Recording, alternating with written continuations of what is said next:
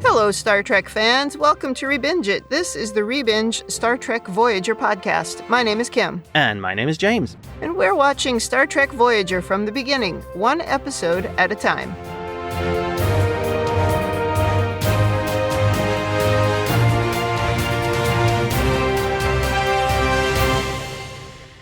Welcome back to the podcast. Today, we are on Season 2, Episode 19, Lifesigns. This episode aired February 26th, 1996. Before we talk about this one, anything to say about last week's episode, which was Death Wish? Yes, suicide is painless. Like the song from MASH, if any of our listeners know what MASH is. Oh, was that the theme song? Yes. Yeah, not a laugh a minute, that episode, even though it had Q. Yeah. Still. Bit I'm grim. still questioning about the handling of the subject matter in that episode. Yeah. Well, there's some subjects in this episode I'm not sure we handle appropriately either, so... Yeah, I can see what you mean. Perhaps we move on to this episode. Okay. In the cold open, Tom is late to the bridge for his shift, again, the third time this week. No one is impressed, and Harry tries to shrink and not get involved. That was funny with Harry. It's like, yeah, hey, don't talk to me. Yeah, he's like, you keep me out of it. Yeah. Tuvok reports a small spacecraft with a sick Vidiian female on board just as Janeway enters the bridge, and she orders the alien beamed to sickbay. Tuvok does comment at this point that it's unlikely it's a trap. Yeah. Which I believe is actually the best kind of trap when the victims don't expect it. Right. And we don't, send security to sickbay or anything. We just go, yeah, just send her down there. Everything will be fine. Tell the doctor. The doctor and Kes can deal with it. Yeah. Well, down in sickbay, it's not a trap. The doctor and Kes are working to save the woman who has been ravaged by the phage. Yep. The doctor notices an implant in her parietal lobe that is storing her synaptic patterns and supplementing her higher functions, basically keeping her alive while her body degrades. I thought the makeup here was just really good. One of the things about Voyager is they dial it up to 10 on the makeup every time. Yeah. Oh, yeah. The way her skin is actually, you can see it's made up of different skin types, obviously of Vidiian victims that have been grafted on. Yep.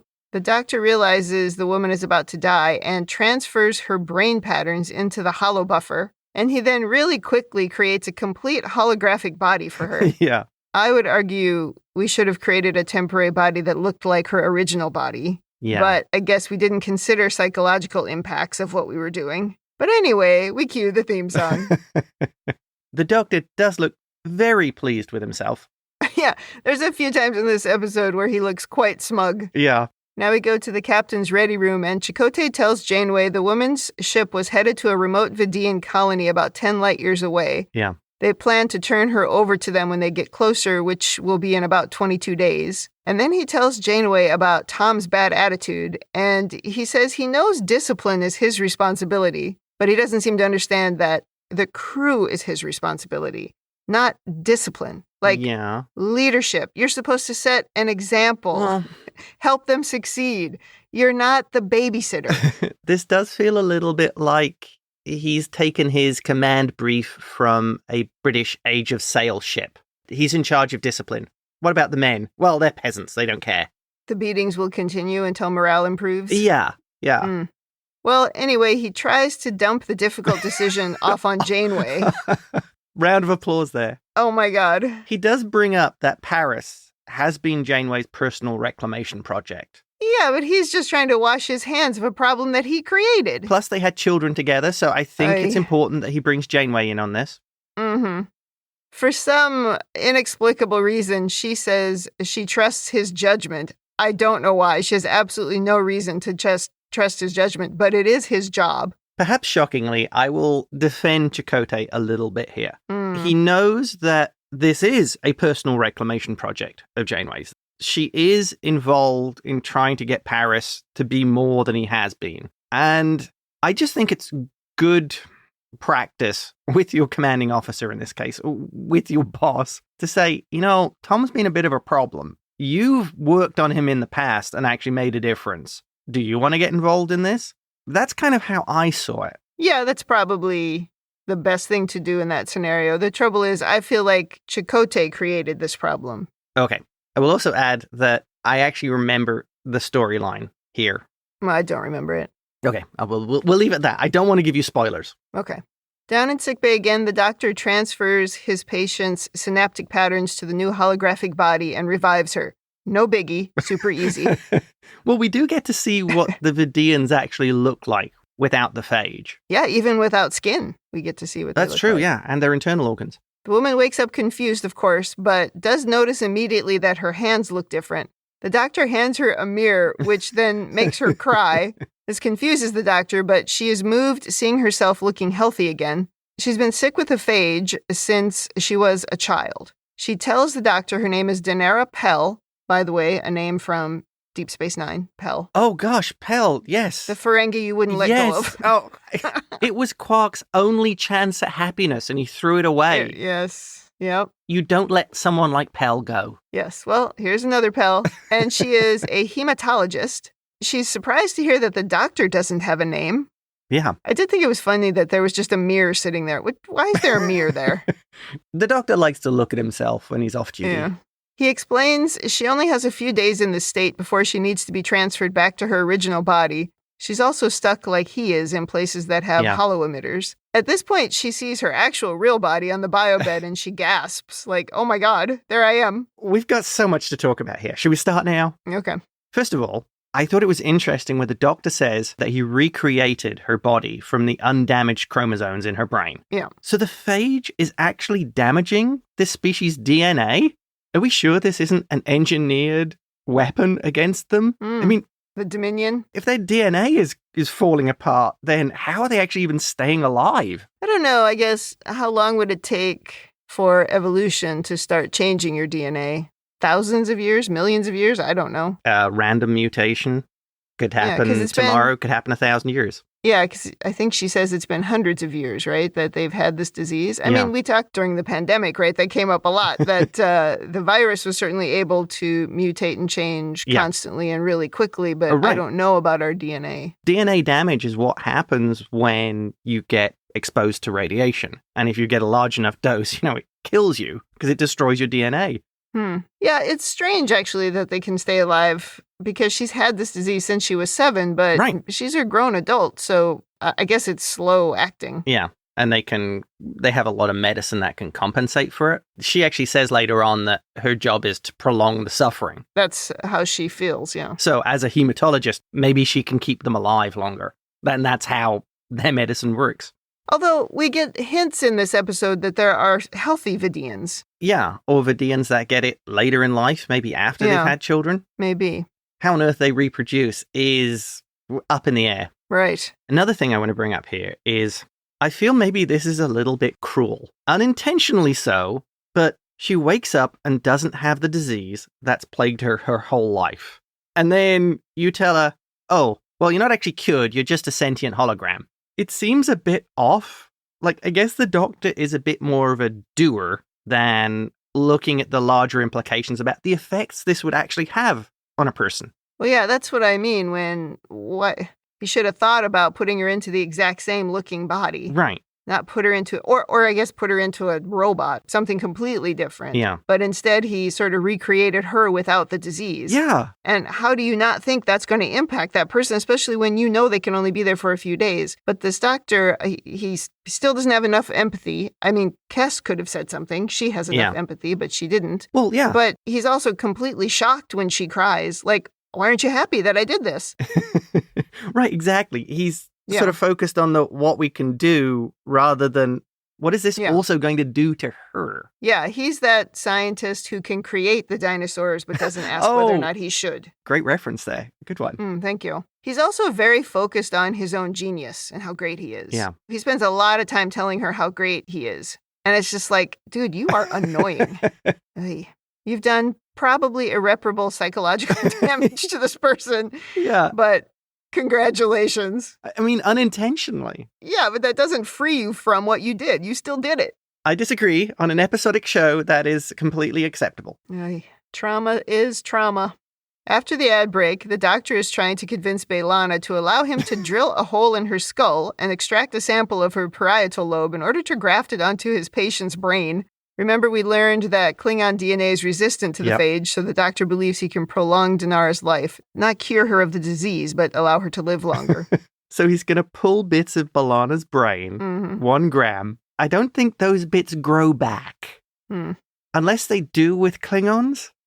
I think this is a bit of a big ask. And he's not really asking. He's just telling her, here's what I'm going to do. Go get on the biobed. And she's like, screw you. I'm not doing that. She's understandably outraged at the suggestion. Right. She doesn't want to help these aliens because they kidnapped and tortured her. And murdered one of her colleagues. That's true. And split her DNA off. Yeah, caused her a lot of trauma. Yeah. Yeah, so she refuses angrily until Danara comes in and says her people are obsessed with the disease and have little compassion for those keeping them alive. So, Danara, if I give you some of my brain, you can go back to your people and murder some more? Is that the plan? Yeah. And also, I'm not sure with this episode, but if she had asked when she looked like her original self, would that have changed B'Elanna's answer? It's like... There's something funny going on in this episode where I think we're making the wrong statement about aesthetics of a person. And I don't know how I feel about it, but she asked this of B'Elanna while looking perfectly healthy as a hologram. I'm trying to think, isn't there a joke about saving the beautiful people first? Oh, God. Danara says she's accepted that she's going to die soon, and she doesn't want B'Elanna's help unless she does so willingly. And of course, B'Elanna at this point relents with a sigh because a beautiful person asked her to. Are we sure this is a Vidiian? I mean, she asked for permission. Yeah, I don't know. She then stuns B'Elanna and extracts her brain in the Vidiian tradition. Well, this is a traditional Star Trek thing. Yeah. Where an entire alien race is feared or hated, and one of them ends up on the ship, like a Borg, for example, and is different from the others, and it makes us look at our own internal biases. That's a Star Trek thing. That is true, yes. Yep. Like when the Cardassians first appeared in TNG, and they weren't as monstrous as they thought they were in the war. Well, maybe more to the point was the one where the Cardassian scientists came to the station. Oh. The women. And they're surprised like how normal they are. Oh, but they end up being part of some weird prophecy. But that's a different point. The point is they humanize them. Right. They just wanted to do the job and they weren't what they expected. Yes. And then there's Hugh, of course, the Borg. Squandered in whatever Picard series it was. We had too many characters. I'd whittle them down. Later, we are admiring the doctor's work. Well, he's admiring his work. And he references a similar procedure done by Dr. McCoy. We get no detail on what that was. But anyway, we learn it will take a few days to know if the graft works. So the doctor wants to deactivate Danara's program to preserve her synaptic patterns. She doesn't want to be deactivated because she feels so alive. And, she's not ugly, so she's very excited. Oh, yeah. Who wouldn't be? She says she wants to go for a walk, but the doctor says that isn't possible, even though it is possible on the holodeck. But rather than doing something nice with her, like taking her for a walk on the holodeck, he takes her to Tom's stupid bar. That is my note. He takes her to Tom's Marseille dive bar. Like, wow. Dark, smoky. For some reason, she says, oh, this is wonderful. Come on. You have a whole universe. You could take it to the Grand Canyon. You could take it to grasslands. You could do anything. And this is what you choose. Now, I mean, to some degree, I can understand why the doctor's not creative. Yeah. But she did say she wanted to go for a walk. And you could actually recreate Voyager, even not something that he's unfamiliar with, in the holodeck, allowing her to walk around in a holographic version of it. But no, we go to the bar. Equally a good option, Harry's Beowulf program. Yeah, he's familiar with that one. Yeah, he was there. That was nice woods. He had a whole different girlfriend in there, though, but she's dead, so it's fine. She does say her people aren't allowed to congregate in public places as it's a threat to public health. Stop oppressing me. You know the phage is no worse than the flu. Oh, no. That's very funny. She says her people are so busy trying to save lives, they don't know how to live. They know how to murder. And then Neelix turns up, oh my gosh, introducing himself, and one of the program's characters wants to dance with her, but she pulls away quickly when he reaches for her hand. And then the doctor chases everyone away. She does reply to Neelix that she's met and dissected many Talaxians for body parts. Oh, she does not. Tell me, how are your kidneys, Neelix? Yeah, no, lungs. She should have said, oh, I met the guy with your lungs. Oh my God. She tells the doctor they were just being nice, and the doctor says, irritating, isn't it? That was funny. I did laugh at that. Yeah, the doctor is not the best for interpersonal reactions. No, she's just not used to attention or physical touch, which makes sense. She learns the doctor doesn't know how to dance because it's not part of his programming, and this is something they tell us because it's going to come up later. Oh, yeah. Here she asks if she can give him a name, and before he can say yes or no, she gives him one, and she suggests Schmullis, which was the name of her uncle. It sounds like a type of small mollusk. He seems pleased with it, and they kind of weirdly smile at each other, and now I guess the doctor's name is Schmullis. For the time being. For this episode. We go back to sickbay where the doctor convinces her to deactivate her program so she doesn't degrade too quickly. She agrees and sweetly tells him she had a wonderful time, and then they have an awkward interaction before the doctor deactivates her for the night. And the doctor looks, uncomfortable, confused, sort of lost at the end of this interaction. I suppose if you'd never experienced a bar and social interactions were impossible on your home world and in the environment you grew up in, it would be quite an exciting experience. Yeah. What's the doctor's excuse? Well, we find out in the next scene. Now in the mess hall, Chakotay sits down with a cup of coffee at Tom's table and tries to talk to him, asking how he's doing. This, of course, goes very badly because they have no relationship, no mutual respect. Tom is very unreasonable here, though. You are making a mistake of blaming the person who hasn't had any good leadership.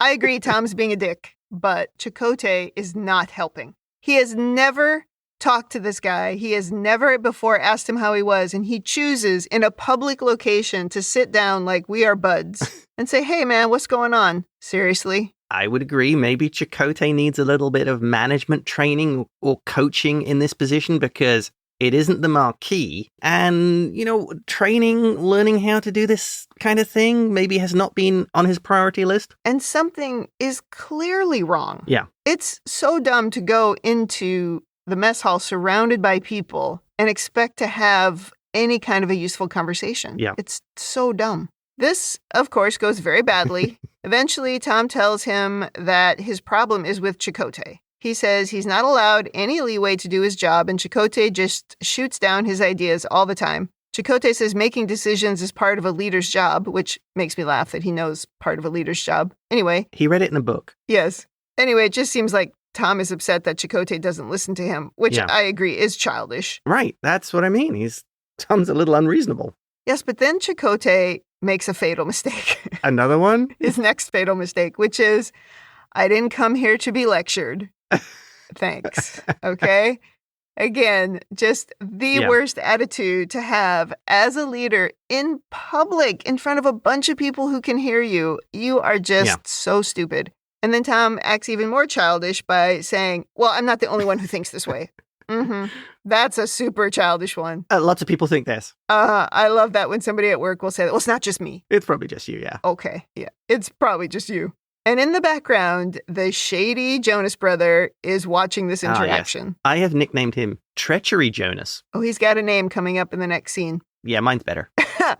The shady dude immediately runs to tell Seska, but instead he has to talk to his Kazon handler, who says they want him to create a small accident which will damage Voyager's warp coils. He won't say why, so the Jonas brother says he's not doing it unless he gets to talk to Seska, and he hangs up. He finally makes an ultimatum. He seems a little bit just too weaselly. Yeah, I think it's because we don't really understand his motivation. Yeah. It's like, oh, it's okay for you to feed constant information and share data with Seska, but this is one step too far to do something to the warp coils. I mean, how is it different? You've somehow convinced yourself that sharing classified info is less of a bad thing when it isn't. Right. Someone on our Facebook group reminded me that this actor was Jiminy Cricket on Once Upon a Time, so maybe I'll call him Jiminy Jonas. I'm sticking with Treachery Jonas. Back in sickbay, the doctor is now running a self-diagnostic because he's unable to concentrate and he keeps dropping things. Kes suggests maybe he has feelings for Danara. He thinks that's nonsense, but Kes figures his program could be adapting. Oh, yeah. She suggests that he tell Danara how he feels because that's the only way he'll find out if she feels the same. The trouble is, she should have given him more specific information about how to share this piece of information. I do like kind of how the doctor as a non-organic life form is kind of evolving, and he doesn't like it. It's confusing to him, and it's upsetting his equilibrium. I did kind of like that. Yeah, he's like, I would like to stop evolving now. Yeah. Maybe I could do that later. Later, while working on Danara's real body, the doctor just blurts out in a matter-of-fact tone that he is attracted to her. Danara looks at Kes, confused, and stammers.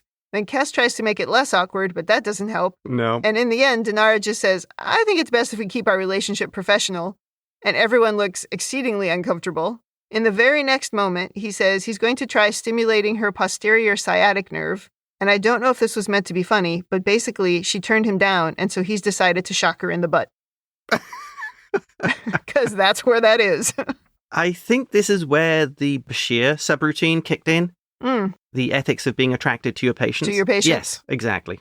Yeah, no one brings that up, but someone should have taught him that lesson. Couldn't the doctor read up on the ethics of patient interactions or biologicals and relationships and courting? I think he's made comments that he has lots of this info already, so maybe he could leverage this in his program? Yeah, why wouldn't that have already been part of the information he had? Yeah. I guess those that programmed him assumed he'd never have any kind of personal relationship with someone. Oh. So they didn't include that in his programming. But he's got to know Starfleet protocols. He has to. He's on a ship. Yes, that's true. I think what we're seeing is there's a lot of Zimmerman in the Doctor's program. And perhaps even worse, this human interaction stuff, this feely stuff, was probably left out. I mean, both from a practical standpoint of the Doctor's supposed to only be for emergencies. So he's only going to be on for a few days, a week at the most. Like it would take decades to evolve in this way, the way that he's evolved over the last year and a half, And in the most relatable way for software developers, it's get the minimum viable product out the door now, and we'll worry about the fluff later. Yeah. They never get around to adding the fluff. Yeah. But it evolves on its own here. Right. Yes. So given these probable limitations, I actually like how he's struggling to come to terms with this expanding program. Because maybe all the space and the ability for that stuff to be added was in there. It just never got programmed in because Zimmerman's boss is like, yeah, well, that's fluff. Who cares about that? I do fine and I don't interact well with anyone. Yeah. I think you make a great point in that pretty much all software is the MVP. Yeah. The minimum viable product, not the most valuable player or person. Yeah, right. Because that's how it goes. You have to get something out always as quickly as you can. Yeah. And the more features you put into it, the more testing it will take and the more it could fail. So you put out the minimum. Right. I think you make a good point that that's kind of where he is. He's evolving in a way they didn't expect because they didn't expect him to be in this environment. And they certainly didn't program him for it or test him for it. Yeah. He was going to be on for a week. Who cares what his personal manners were like? Exactly.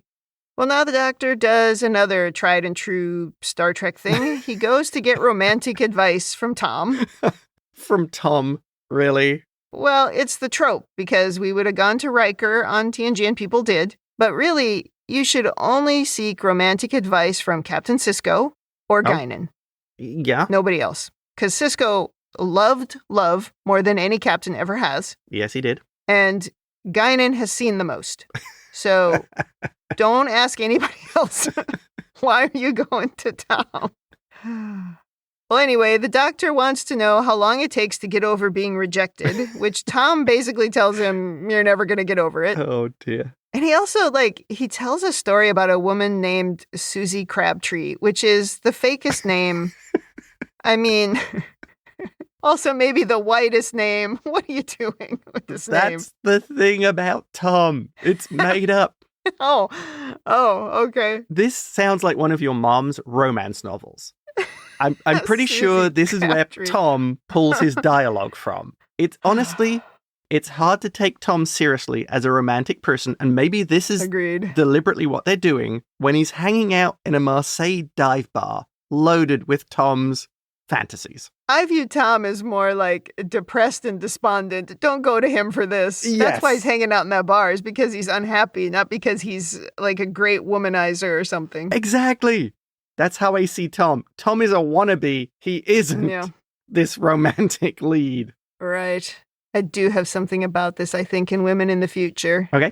Back to sickbay, Kes is chatting with Danara, and she realizes that Danara actually is interested in the doctor. She was just taken off guard by how he blurted out his feelings, and she didn't know how to react. So Kes suggests that they spend some time together alone. And I don't know whether I'd really think advice from someone with an abusive boyfriend who likes them a little bit on the too young side. I don't think you should take advice from her either. No, none of these are good people for that. Even talk to Janeway. I mean, talk to an adult. Right. The only person worse is Q. Oh, no. Meanwhile, Tom is telling the doctor that he probably just scared her off because women like romance. He says to take her somewhere special. That really reminds me of that person at Comic-Con who was like, women don't dig funny. Oh, yes.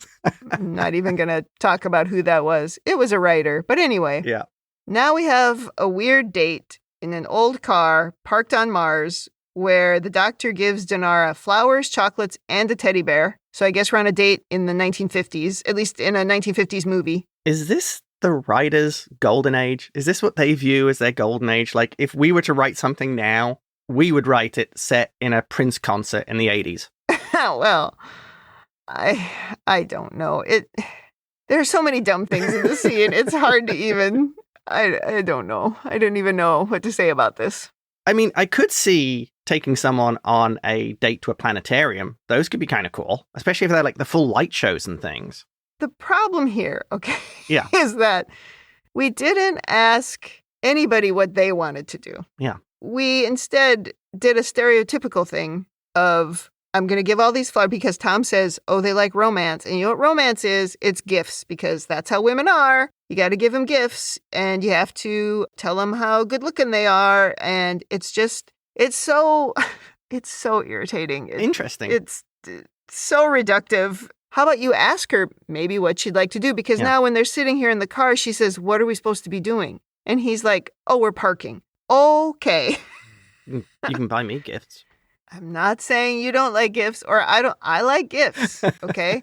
What I'm saying is we have reduced this person because she is a woman, because Tom said earlier, gotta take her somewhere nice. She likes romance. I get you. I know. He's never even met her, okay? And he's telling the doctor to do this. And you know what this is, right? Did he tell the doctor what parking means? Or did he just say, go sit in a car? This is dumb. This is so dumb. My point here is this goes back to Tom not having a clue. Oh my God. Like, maybe it was a joke. He didn't think that the doctor would fall for it. Maybe he's somewhere laughing about it. I would respect that if that was the story. No, it's the writers harkening back to their golden age. Yeah, when they go to drive-ins and then park in their convertibles. Oh my God. It's all from a movie. It's not even real. The doctor does start spouting astronomical facts, and that's probably interesting. She seems interested in that. Yeah. And it eventually leads to a kiss, which the doctor seems quite smug about. Again, he's so smug in this episode. This whole scene is so strange. And then I read that, I think it was on Memory Alpha, that the writers were like, oh no, they had sex. That was their plan for it. It's like, that's not what happened. It's not like Data and the Borg Queen. They did not have sex. She had no body. Data doesn't need a body. Oh my God, Data doesn't need a body. It's very funny. On the bridge, Tom is late again, and this time he learns he's been replaced and isn't needed. He pleads to Janeway and acts overall like a child, which, by the way, Chakotay should have told him about this before he got to the bridge and avoid a scene, but we didn't. Janeway does back up Chakotay, though. Yep, she says, not my decision. That is showing she has faith in Chakotay. For no reason. Chakotay now grabs Tom's arm and starts moving him toward the door, saying, you're dismissed. You shouldn't have done that. Tom waves his arms violently and says, get your hands off of me, which causes Chakotay to stumble backwards and fall. And everybody's like, and Janeway asks Tuvok to escort Mr. Paris to the brig. And Janeway looks at Chakotay and is like, great job handling this one. That's not what she says. That's what she says in my mind. When Janeway is standing glaring at Tom, that is awesome. Yeah, she is absolutely giving him daggers. It's really good. She is like, what the hell, dude? Have they considered perhaps Tom is behaving like this because he's been replaced by Nicholas Lacano? I mean, they have the same face. I don't see it. They literally have the same face. No, I don't see it. Oh, that's a good Star Trek joke. It's funny that we haven't even explored what's going on here with Harry. Yeah. Like, Harry has disappeared into the woodwork lately. I know. Yeah. Isn't that true of even like TNG, where characters would, because there was such an ensemble cast, characters would like disappear for weeks? Yeah, and once the show knew which characters were the most popular and maybe the most interesting to write for, the other ones would kind of fade away and then appear for an episode, like Geordi building a hologram friend on the holodeck. Yeah. Things like that. Now we go to Jiminy Jonas and his very dark quarters when Seska calls. And she calls him Mike, which is so funny. At this point, we finally try to give him a name. Yeah. Too late. He's got one now. Treachery Jonas. She wants him to cause the accident to the warp coils like the Kazon requested, but he resists. She goes to anger right away, which is a red flag. And she says one way or another, she's going to take Voyager. He can either help and be a part of it or suffer. Oy. Has he considered that this could be a filter? Remember, they've used those on DS9. Oh, it's maybe just the Kazon, really? Right. You really need to ask yourself what is going on here and wake up, Jiminy Jonas. Oh. I mean, get your act together. Right. What did you think was going to happen? Honestly, I cannot get over how dumb you would have to be to trust a Cardassian. I mean, they stab each other in the back. I know, even as a Cardassian. Yes. Yeah. And you're a Marquis who they were fighting against, and you're a traitor on your own ship. You have to be utterly delusional to think she's not going to toss you out of an airlock 20 milliseconds after you cease to be useful. Then again, the truly dumb do things against their own best interest all the time. And I am... all the time. And I am starting to think the Marquis were not hiring the top talent here. No, I think we know that already, that we don't have the best and brightest in the Marquis. Now in sickbay, they try to transfer Danara back to her original body, but something has gone wrong. The doctor seems quite intent on blaming Kes for having given her the wrong medication, but the logs and the scans show that she did everything right. Finally, Danara owns up to being the one who administered the wrong medication to her own body. She doesn't want to go back to the diseased body. She would rather die. She says she has nothing to look forward to. She had no other identity other than the disease. And now she's not scaring people away. She just doesn't want to go back to being ugly. Oh, that seems completely valid. Now, couldn't she, in a more ethically advanced society, simply refuse treatment? Yes. You can do that even today. Uh-huh. Also, isn't this an ethical violation of the doctor? Treating a patient who is specifically not giving you consent to do so. Well, he doesn't force the treatment on her. From here, he convinces her to take the treatment, I would say. But he uses some emotional blackmail that he wouldn't be able to do if he didn't develop a romantic relationship with her, which is why you shouldn't do that. Well, I guess that's an ethical violation to start with. Yes. Yes. This is not going well. I think he needs, I think B'Elanna needs to get in there and add some additional ethical behavioral code into the doctor. And everyone should go back and listen to our Deep Space Nine episode where Bashir gets involved with his patient. Yeah. The one that he performs the brain surgery on. The brain surgery on, yeah. That one has even more problems than this one. Oh, wow, yeah. That one is Bashir getting struck off the medical list level. Definitely. And at least in that one, though, someone does tell him, "Are you sure you should be doing this?" Yeah. Miles. Eventually, the doctor convinces Danara that he loves her for who she is, and he won't feel any differently about her, no matter how she looks. I really wish we wouldn't lean into the looks, because this woman is dying is the problem, not the looks. Oh my God. Nothing can change how the doctor feels about her. Not even the body parts that were stolen from murder victims. Oh, I mean, someone probably could change the way the doctor feels with a, little bit of code here and there. Kim, if you told me when we first met that you just need to kill somebody every couple of weeks to live. Yeah. It's no big deal. It just keeps you alive. And that totally justifies it. I don't think we'd have the same relationship. Yeah, probably not. Well, I suppose unless you were a vampire, then I'd probably I was going to say, it sounds like that, yeah. Yeah, then I'd probably be your familiar. Or you'd end up as a vampire, more likely. Oh, yeah. Well, I mean, you used to like Buffy, so. I did like Buffy. Almost all of it. I have an English accent like Spike. True. The doctor says they still have 2 weeks together, and he wants her to be with him for as long as she can. So, like I said, uses a little bit of emotional blackmail here. And I guess it works, because now we have the obligatory scene where she goes to see him in the seedy bar in her real body, and they dance together. The end. So, Hi. You're allowing somebody with a fatal, contagious disease to wander around on the ship? Yeah, I guess we've somehow proven that the humans aren't susceptible to it, but It doesn't make any sense because that scientist really found, right, that only the Klingon resisted it. Yeah. So if I don't know what we are doing with this episode. I can headcanon this into the disease is actually a genetic weapon aimed at specifically the Vidiians. We've seen that the founders were able to develop weapons like this, so, maybe it really is. Oh, yeah. Yeah. Well, do you have over-analysis? Yes. Really? What is there to analyze in this episode? The first thing, let's go into a little bit of sciencey stuff. So, her synaptic patterns will eventually degrade when they've been transferred into the holomatrix.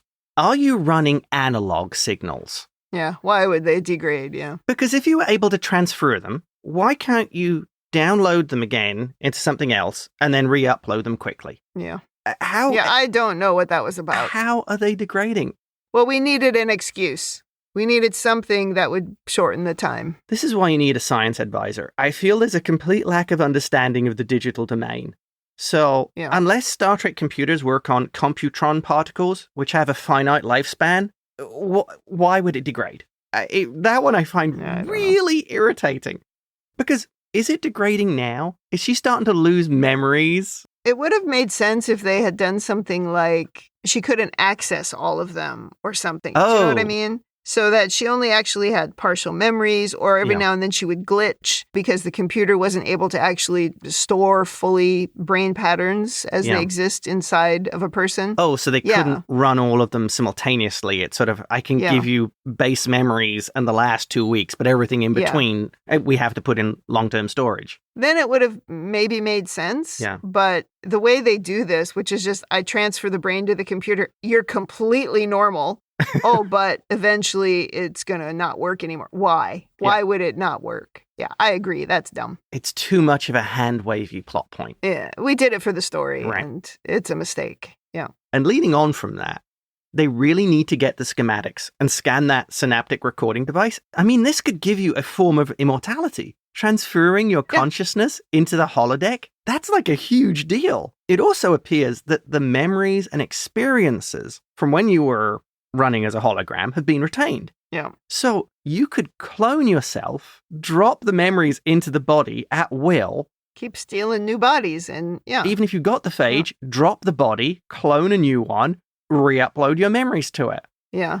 I think that's another reason why they made it so that it would degrade again, because it's like too easy otherwise. Yeah, we went too far here. But fortunately, as it's an episodic show, this is forgotten. It's like, remember on Deep Space Nine with Worf's brother, where they just like wiped out his memories and created brand new ones? Yep. It's like, you can't just do that. Yeah. And then act like, you can't do it everywhere. I don't know. It's just, it's too far. Right. When you push the abilities too far and then somehow they seem to get forgotten, that always bugs me. Yeah. Agreed. Now, next thing. Yeah. I think one of the big things in this episode is, how is there any justification in helping a race that aggressively hunts, captures, and murders other sentient species for body parts? Yeah. In rescuing and helping Danara, how many hundreds of innocent lives are you contributing to the murder of over her lifetime when she just needs a few more organs, a few more bits of skin? You're basically helping someone who's a mass murderer. We should have at least talked about that. Right. You could have had a great moral dilemma at the beginning. Yep. Do we even rescue this? Do we even let the doctor treat her? We picked the wrong story. You could have picked another race, an unknown race, and had it where she was terminally ill and the doctor cured her. But with the Vidiians, what are you doing? Now, That's interesting because, like, thinking back to what I mentioned earlier about this is a thing we like to do. We bring an individual from a race that we generally are afraid of or hate or whatever, like the Borg. Right. And that was the episode. It was about that. It was about whether or not we should be helping him or whether or not we should be putting a virus into him and trying to cause, right? We talked about that. Right. And we didn't talk about it here because that's not what the story was. And you're so right. They picked the wrong race for this because the story was not about that, but it should have been. The story was more about, this is great. Let's get the doctor a girlfriend. Right. Okay, pick a race we don't even know. What was the point? Not one that we know is cruel. Yeah, cruel and despicable. And we know that she participates in it just based on the fact that she exists. And has different types of skin on her face, obviously from different races. Mm-hmm. I mean, I don't know how many times I have to tell you that the prime directive doesn't matter if we like someone. Ah, okay. We throw it out the window. Agreed. No, you make a great point. And my last point is, we talked about in the episode, I like this idea that the program is actually evolving and expanding. Mm-hmm. And I think that's a really good piece and a really good use of Star Trek technology. Yeah. Yeah, it makes me question why Data couldn't evolve.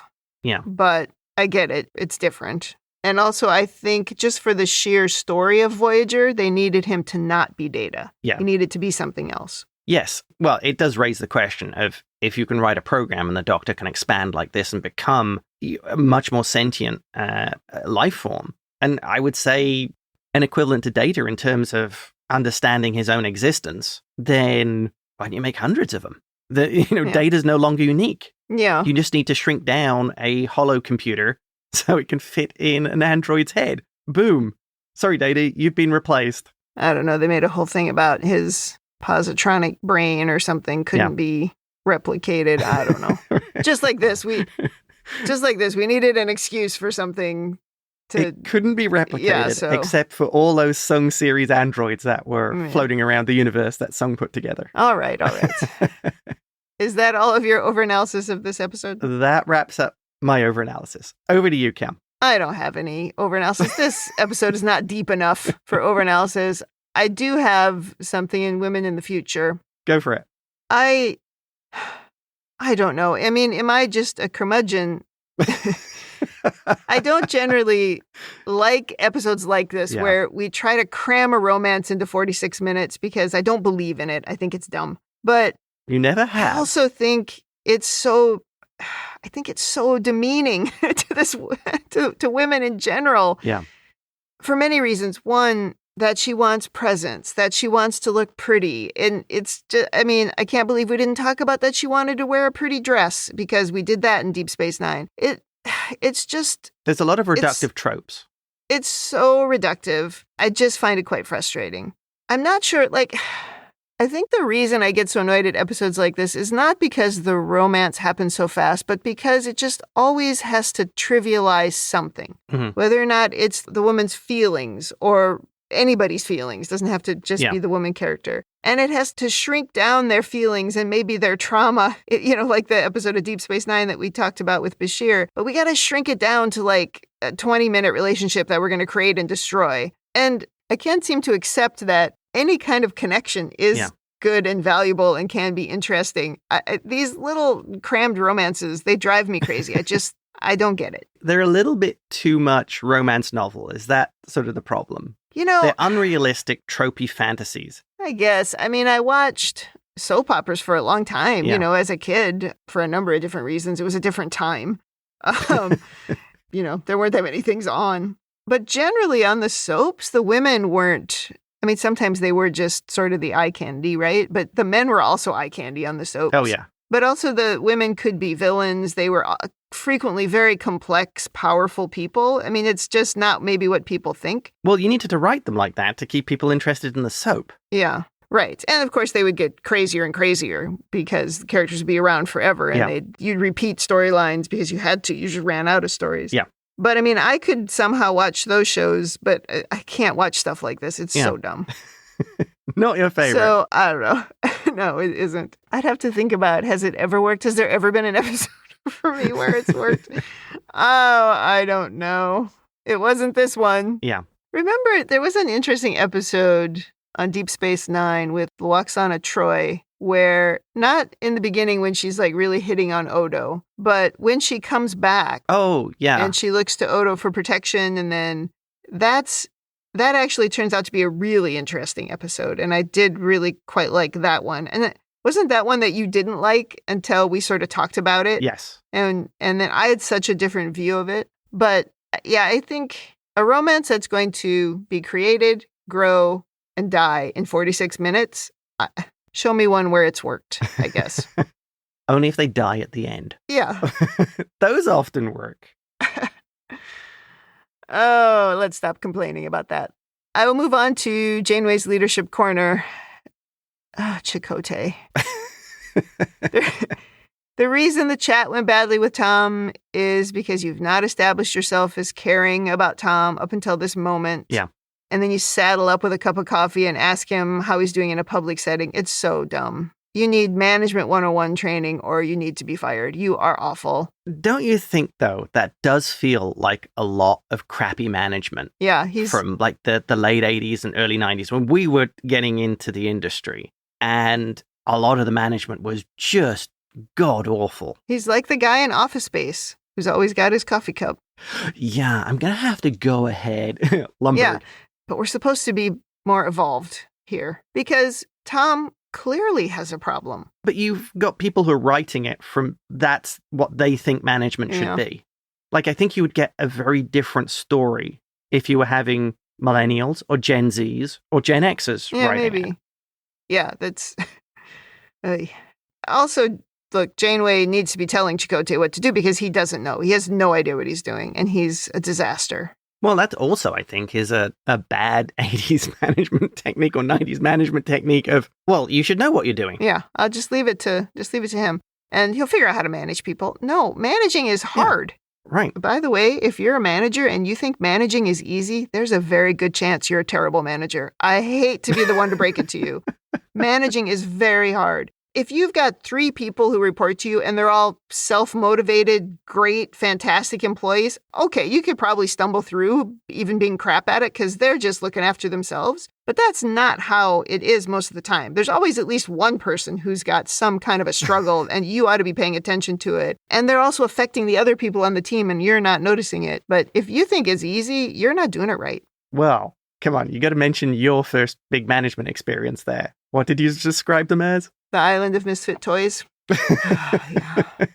But I mean, I learned a lot from making mistakes too, because we all do that. But I had the benefit when I worked for a very big company, I had the benefit of a lot of training. But training isn't always the answer either because you have to want it. And I found it really interesting and really, I would learn something and I would go and try to put it into practice. And it wouldn't always work, but then I would learn from that and I would adapt. Right. And the thing that I think is super important is for people who do manage to talk to each other about management and about learn tips and tricks from the other people around you, which is why I'm saying Janeway should be talking to Chakotay about this. You coaching. Just leave it. Coaching, yeah. But not even coaching. Having conversations with each other, right? You can learn things that work and don't work. It doesn't necessarily have to be somebody above teaching more another person. Yeah.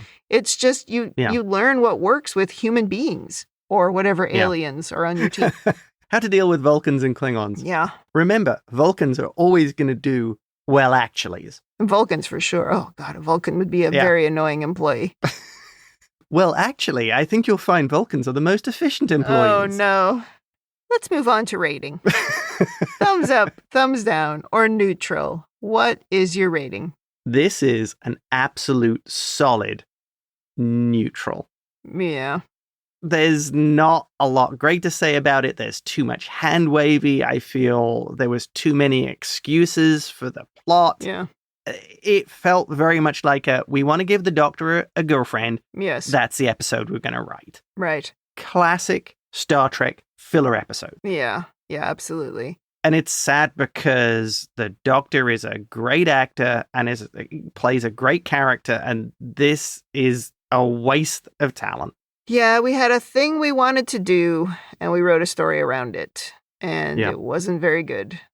I agree, it's neutral. It's, it's not offensive. It's not the worst thing I've seen, but it's a nothing burger. Maybe we advanced the Doctor a little bit. I wish we'd done it in a better episode, in a better way.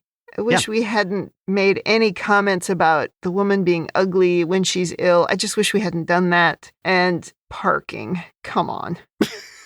What are we even doing? With all this said, I do have an alternative name for this episode. Okay. My Date with Hannibal Lecter. Oh. Well, she's a Vidiian. She's probably murdered several thousand people. Yeah, that's legit. I never saw anything after Silence of the Lambs with that character, who is not a real person, by the way. I can't remember if the sequel or something. Don't they fall in love? Something really stupid happens in the sequel. Which is why I'm like, I'm not watching that. Just stop with the first one. That's enough. Just see some great performances and move on. Yeah. Okay, I think that wraps up Season 2, Episode 19. Thankfully. Come back next week for Episode 20. In the meantime, if you'd like to send us your own overanalysis of this or any episode, or if you just want to say something nice, you can email us at ReBingeIT@gmail.com. You can reach out to us on Threads, Instagram, YouTube at ReBingeIT, or you can join the Facebook group, facebook.com/groups/Star Trek TTM podcasts. Thanks for joining us on the ReBinge Star Trek Voyager podcast. That's it for me. And that's it from me.